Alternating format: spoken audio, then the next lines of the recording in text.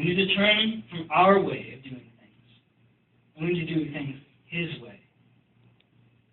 We need to move from what we want to what He wants. We need to get out of the driver's seat of the car and let Him drive. Literally, we need to let Jesus take the wheel of our lives. The things, we've heard this all the time. We always hear this. This is what we hear at church. We hear it at youth conferences. So we hear it, with our friends.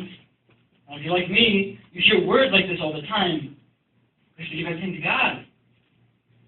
We have to walk by faith. We have to love our neighbor. We have to love God with everything we have. But what does that really mean? What does that really mean? We need to submit to God because we are not in the right before God. We are not right before Him. We're in the wrong.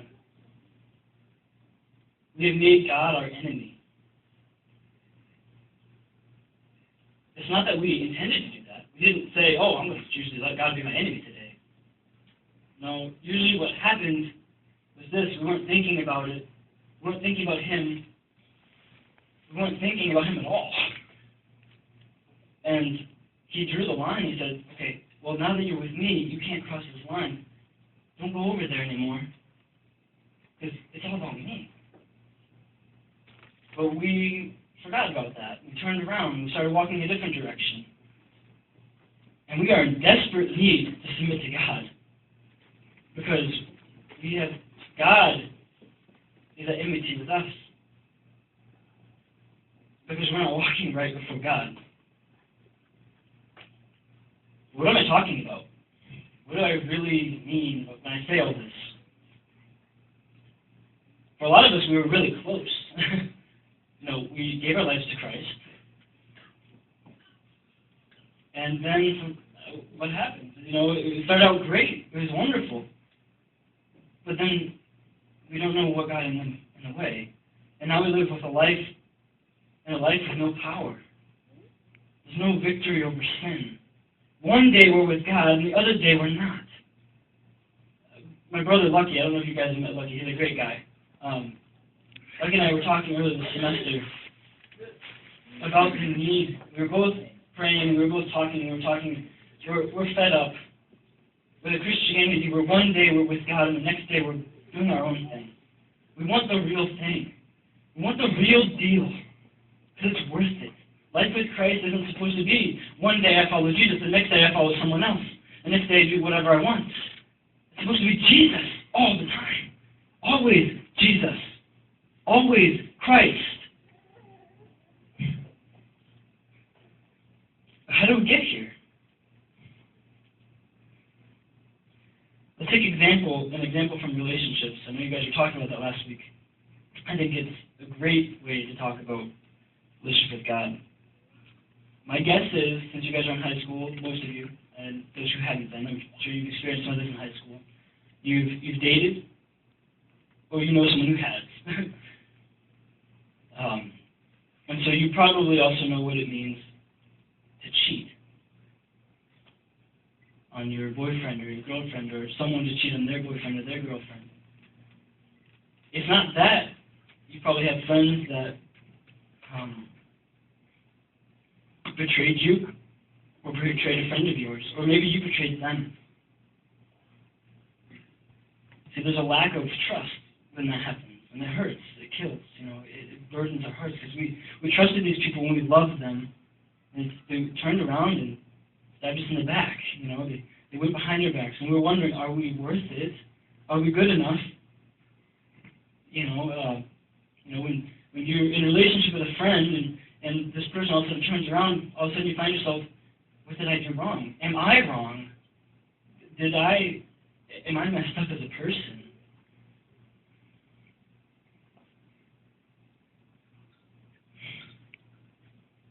Some of you may come from families where your parents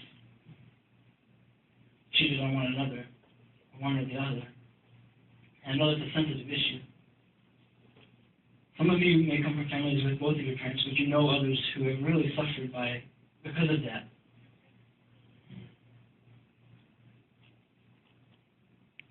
Many of us know what this is like. We know what this means. But what about us?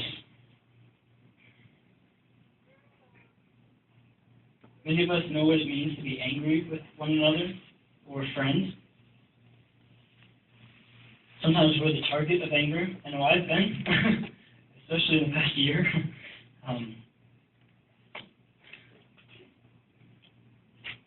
Sometimes we're jealous of each other. We want something the other person has. Attention, the A+. We want to do the special thing that they get to do. All this to say that we failed. We failed somewhere along the road. It's as if we were running a race. I don't know if anyone runs track or does a sport. Like as if you were running and your legs stopped working. You lost your power, you lost your energy. Or you were walking, you were running, and for some reason, I don't know why this would happen, but you turned around. You started running the other way. Or you got sidetracked. Instead of going straight towards the finish line, you curved. You got off path. I've done that. I used to run a lot. And I haven't done that in a race, but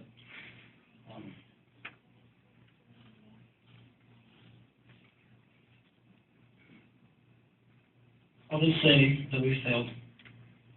But what is the source of our problem? What is the root of the issue? Why are we living in a place where we struggle? Why are we living in a place where one day we're with Christ and the next day we're not? Why are we living in a place where we're filled with anger towards one another, where we're filled with jealousy for one another, where we're gossiping about one another? All these are big sins, by the way. They're not small, just because we don't talk about them as much. What about lying to one another? These things are huge. What is the source? Why do we do this? Why do we see no victory? And why, when we pray, does it seem like God doesn't answer our prayers? Could it be that we have cheated? Could it be that it's our fault? That maybe we betrayed God and cheated Him? James 4, verse 1, which we read, says that the source is our worldly pleasures, our desires in us to have what we want. Some versions read evil desires, but it's more than that. I would like just to give you a description. It's that moment where you're craving something and you're willing to do anything to get that thing. It could be anything for the sake of feeling good. We want to feel good. We want to be happy. It may be that relationship that we're pursuing with that girl. It could be a relationship we're pursuing with a guy, and we just want to feel happy and loved in that relationship, and that's normal. But is that right? Have we put all of ourselves into that? Sometimes it means, for some of us, and for myself mostly, that when we see food that we know that we shouldn't eat all the time, we eat it anyway. How many ice creams can you have in one day? But sometimes we have no control, and we lose control, and we make it about this thing. Or counteract that. Sometimes we're trying to lose weight, and we make it about the weight loss. We make it about, this consumes our lives. It becomes everything. I know for me, I'm in the middle of trying to get back into running, and a few weeks ago, God really had to put me in check, because when I start running sometimes, I want to start racing. I want to beat somebody. And God had to really put me in check and say, hey, look, you can do this, but it's not about you. It's not about me. And of course, we hear that all the time. So, what does this mean?